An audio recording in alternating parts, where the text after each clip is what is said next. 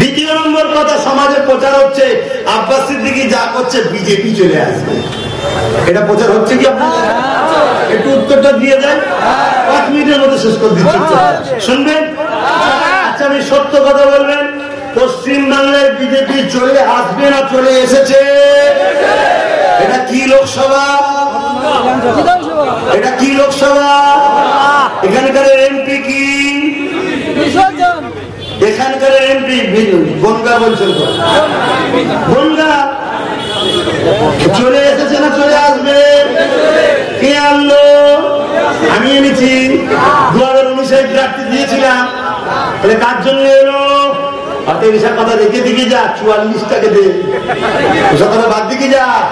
যারা ইমানদার হয়, আবু জেল উদ্বা সাইবাকে ভয় করে, সামান্য টাকলা পেট মুটাকে ভয় দেখাচ্ছিল আমাদের ঘরে। দম থেকে ময়দানে আসতে বল না, শুধু ভুল বুঝাবুঝি হয়ে যাবে দেশবাসীতে, তাই চুপ করে আছি। কেন সরল পিরান হিন্দু দলিত আদিবাসী ওরা ভুল বুঝিয়ে যেতে পারে, ঠিক না বেটি? তাতে আমরা কখনো ভয় করিনি, দেশের গাদ্দারকে আগেও মাফ করিনি, আজও করবো না, কালও করবো না। বিজেপি হলো দেশের গাদ্দার, ঠিক না বেটি? অতএব বলুন, বিজেপি এসেছে না এসে গেছে না আসবে? তাহলে কেন বলা হচ্ছে আব্বাস সিদ্দিকী যা করে বিজেপি চলে আসবে? তার মানে কি নিজের ভুলেরটা আমার মাথায় চাপাতে চাইছে? কিন্তু আপনারা কি মূর্খ? আপনারা কি বুকা? আপনারা কি 10 বার ভাববেন না? দ্বিতীয় নম্বর, বাংলায় কি বিজেপি ছিল? আসলো কবে? আসলো কবে?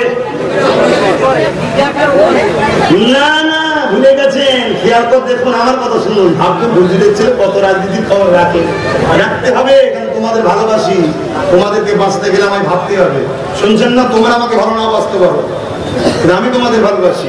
শোনো, পঞ্চায়েত ভোটের সময় কংগ্রেস আর বাম এই দুই পার্টিকে বিরোধী শূন্যর নামে খুব মেরেছিল, মনে আছে?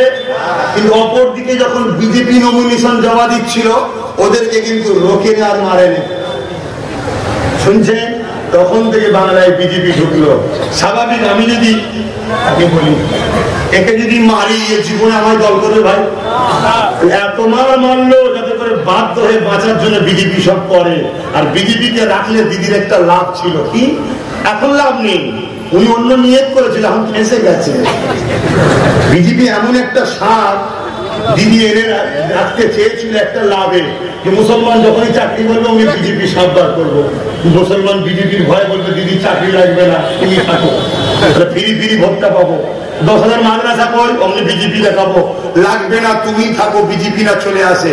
এই নিয়ে দিদি বিজেপিকে আনতে চেয়েছিল, কিন্তু বিজেপির সাপটা তো খুব খারাপ, ও এখন দিদিকেও খাবে বলছে।